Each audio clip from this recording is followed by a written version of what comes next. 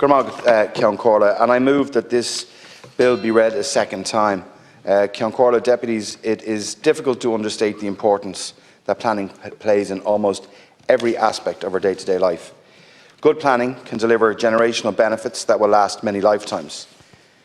Blockages within the planning system can delay critical infrastructure such as housing, renewable energy, transport, and even discourage development from coming forward for consideration.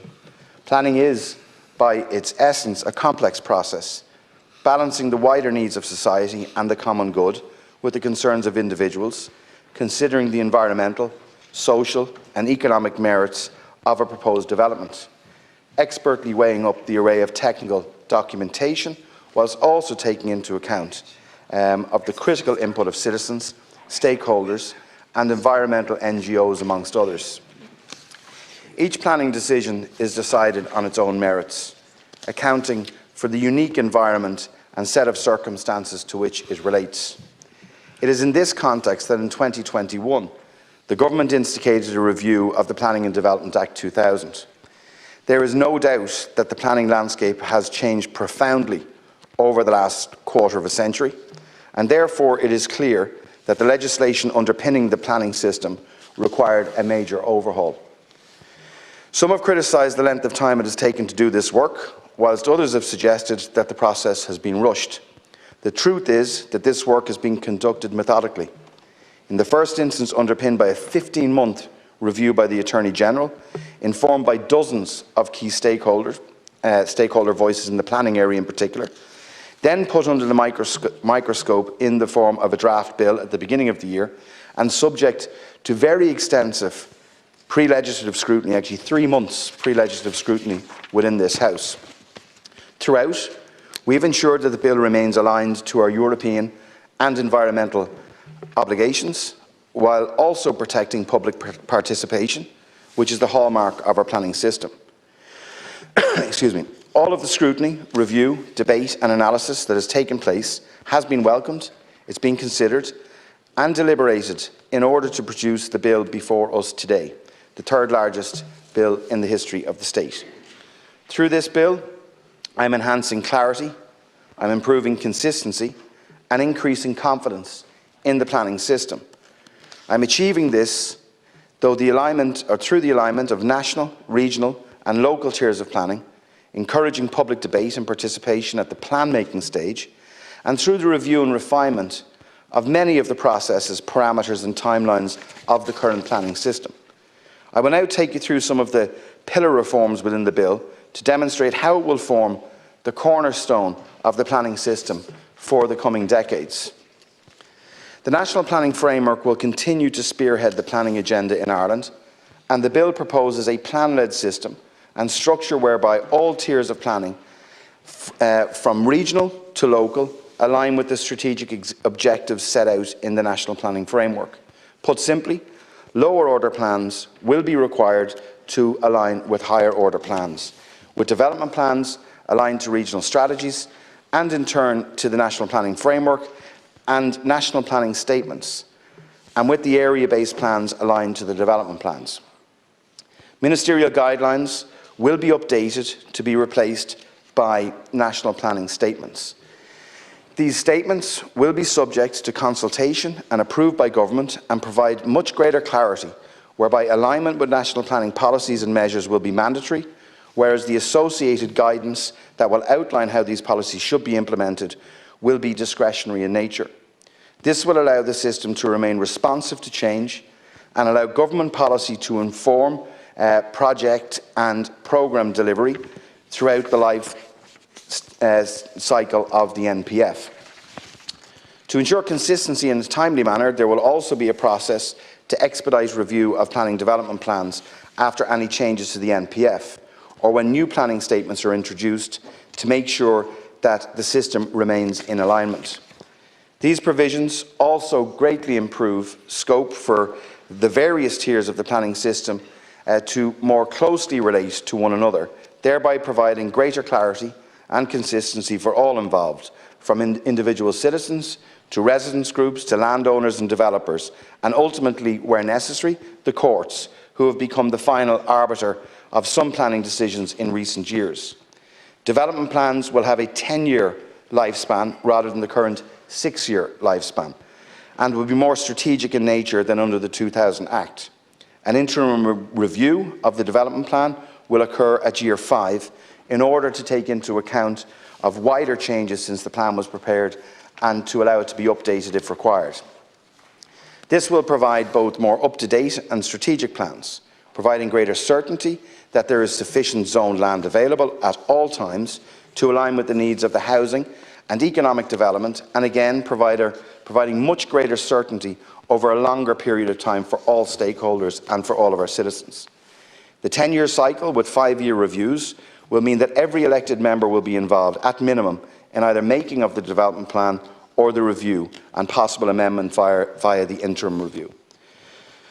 Local area plans will be replaced by specific types of area-based plan to better enable local authority objectives to be prioritised, rather than simply being mandatory in nature and drawing resources where not always most needed. I would also like to reassure deputies that the provisions relating to allotments, which had been inadvertently omitted from the draft bill in January, have been restored in line with the current Act. There will be a clear distinction between different categories of consents, and most importantly, statutory time periods will be introduced for decision-making for all consent processes, including for the first time for An Comisiún Pleanála.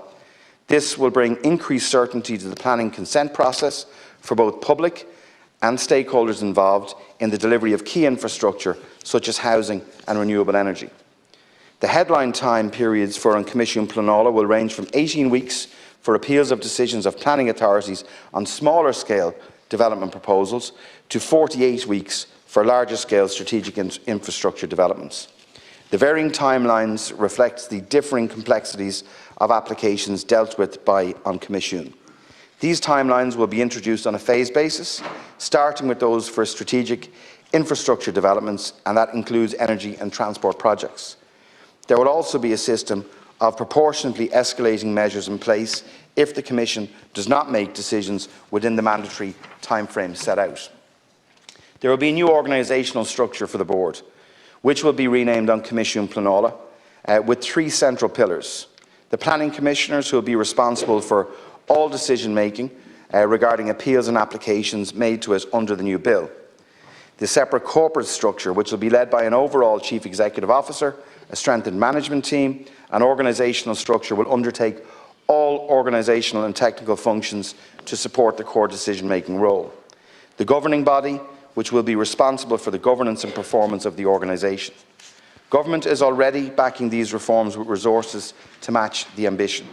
Since October 2021, I have agreed to 117 new staffing posts in An Bord Pleanála, 93 of these within the past 12 months. When all the approved posts are filled, over 300 people will be employed by the Board, and this will represent an increase in the overall agreed staffing of An Bord Pleanála in excess of 50% since 2021. The Board now has a full statutory complement of 15 members, more than ever before, and arrangements are in place for the new recruitment process for permanent Board members, including that of the Chairperson, who will become the Chief Executive Designate. The planning process is influential as the gateway through which all major development proposals must be validated. Increasing complexity and risk of litigation have placed significant demands at all levels and mean that greater levels of input are required than in previous years to deliver comparable outcomes.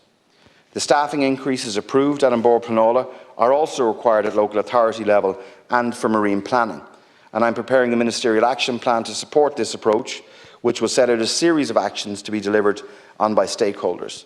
In addition to the need for increased resources of the Public Sector Planning Service and matters relating to recruitment and retention of staff, there is also a need to develop education and training initiatives to increase the availability of personnel with the necessary skills and expertise in planning and related professions across the public and private sectors.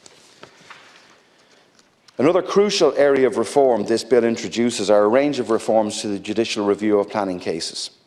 To be clear, there is an important role for judicial reviews within our planning system, one that will appropriately remain in this bill. But the new number of judicial review cases has grown significantly, and in a manner that is delaying delivery of housing and critical infrastructure such as wind energy and housing delivery. We introduced these reforms conscious of the need to protect the role of judicial review and our obligations to ensure access to justice under the Aarhus Convention.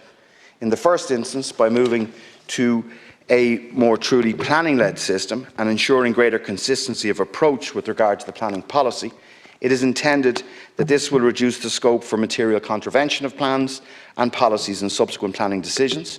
It is therefore envisaged that in time there will be fewer instances of judicial review. To improve clarity to the processes and parameters of judicial review, sufficient interest, standing rights and provisions relating to the grounds for such challenges have been reviewed. Applicants will no longer need to apply to the High Court for leave to take a judicial review case, which will save time and cut expenses whilst improving access to justice. Another important change is the inclusion of a provision for unincorporated organisations such as residents' associations to take a judicial review, subject to certain criteria, including taking a vote of members. This will serve to ensure transparency within the system whilst accommodating the important role of residents' associations. Environmental non-governmental organisations will still enjoy special status within the bill, aligned to our commitments under the Aarhus Convention and subject to certain criteria. The bill also introduces provisions relating to the costs associated with judicial review to ensure they're not prohibitive, not prohibitively expensive, in line with the Aarhus Convention. Firstly, there will be a scale of fees for all planning-related judicial review, and a successful applicant can seek his or her cost back from the respondent in line with this scale. Secondly, a new environmental legal cost financial assistance mechanism will be established. Where an applicant for a judicial review is unsuccessful in their case or doesn't receive costs, they will be able to apply to the mechanism for a contribution to their cost, depending on their circumstances. This will improve access to justice by removing a significant cost barrier in what is acknowledged to be high-cost legal environment. The scheme will be administered and regulated by my colleague, the Minister for the Environment, Climate and Communications, who will also set the scale of fees. The introduction of these cost measures will introduce a level of certainty and predictability to the state's exposure to judicial review costs, whilst not limiting or diminishing in any way the important role that judicial review plays within the Irish planning system. I also intend to introduce an amendment at committee stage in relation to the duration of planning permissions to ensure that where a judicial review is taken in relation to a consent and is unsuccessful, the duration can be extended by the period of time that the judicial review application was underway. Finally, the bill provides for urban development zones, or UDZs, in place of any new SDZs. This will facilitate the identification of areas with potential for significant development, including housing, in order to ensure that the opportunities can be maximised and development can take place in a timely manner. These arrangements will provide for fast-track planning in accordance with an approved scheme. It is intended that the UDZ designation will be applicable to large-scale areas in single or multiple land ownership that could include public and/or private lands and transport-led development areas, and are also intended to be a focus for state investment to ensure development, including housing delivery, at scale can be progressed. I'll now outline the main provisions of the bill, and the bill consists of 23 parts and 6 schedules. Part 1 contains provisions of a general nature, including definitions. Part 2 reenacts certain provisions of Part 1 of the Act of 2000, with modifications, and includes the definition of development and exempted development. Part 3 deals with plans, policies and related matters, and is set out in 6 chapters. This part includes definitions, details on the preparation and review of the National Planning Framework, the introduction of the National Planning Statements, and the preparation of the various tiers of planning, including regional, spatial and economic strategies, and the making of a development plan and area plans by each planning authority, which provides the framework within which all planning decisions are made. Part 4 sets out the procedures for consent for the 4 categories of consent application, and they are the standard applications to planning authorities, applications directly to An Comisiún Pleanála, alterations, extensions and revocations of permissions, local authority and state authority development. It also sets out the mandatory timelines for decision-making by the Commission. Part 5 restates with minor modification the provision inserted into the Act of 2000 by the Aircraft Noise Dublin Airport Regulation Act of 2019. Part 6 relates to the environmental assessment and sets out the procedures for conducting environmental impact assessments and appropriate assessments. Part 7 will replace Part 5 of the Act of 2000 with only very minor modifications. It will continue to include provision for housing supply as part of the planning system, as well as the preparation of housing strategies by planning authorities to ensure that sufficient social, affordable and cost rental housing is provided for in their areas. Part 8 relates to miscellaneous powers of planning authorities, including control of development, taking in charge, acquisitions, areas of special amenity and public rights of way. Part 9 relates to judicial review. It sets out the processes regarding the taking of a judicial review, as well as providing for the establishment of the Environmental Legal Financial Assistance Mechanism. Part 10 concerns the protection of architectural heritage. Part 11 concerns the enforcement of the Planning Code and the prosecution of offences arising under the bill. It provides for the establishment of regional enforcement authorities to allow enforcement of certain types of developments, such as quarries and peat extraction, to be dealt with on a regional basis. Part 12 relates to the appeal procedures, the planning register and records, and miscellaneous powers and procedures. This part assembles various powers and procedures relating to the function of the legislative regime, provision for which has been made in various parts and chapters of the Act of 2000. Part 13 and 14 deals with appropriation, disposal and development of land, and the compulsory purchase and acquisitions respectively. They generally reenact the provisions of Part 14 of the Act of 2000, and most provisions are largely unchanged. Reform of this area will take place in future legislation that takes into account the recently published report of the Law Reform Commission on that particular matter. Part 15 sets out the rules on compensation and generally reenacts the provisions of Part 12 of the Act of 2000, and most provisions are largely unchanged, although there are some material amendments and restructuring of these sections. Part 16 provides for the licensing of certain outdoor events and fun fairs by a local authority and broadly replicates Part 16 of the 2000 Act. Part 17 provides a new organisational structure for An Bord Pleanála, separating its decision-making and corporate organisational roles, and the board is renamed An Comisiún Pleanála. Part 18 relates to the Office of the Planning Regulator, which has powers to evaluate and carry out assessments relating to planning matters and provide observations and recommendations in relation to those matters, to also conduct reviews and examinations, and to conduct education and training programmes and research in relation to planning matters. It replaces Part 11b of the Act of 2000. Part 19 sets out further provisions relating to planning bodies, including codes of conduct and requirements regarding matters relating to beneficial interests. Part 20 sets out financial provisions relating to planning authorities, including the power to set fees and arrangements regarding development contributions. Part 21 restates certain provisions of Part 9 of the 2000 Act in relation to strategic development zones already designated prior to the commencement of the relevant provisions of this Act.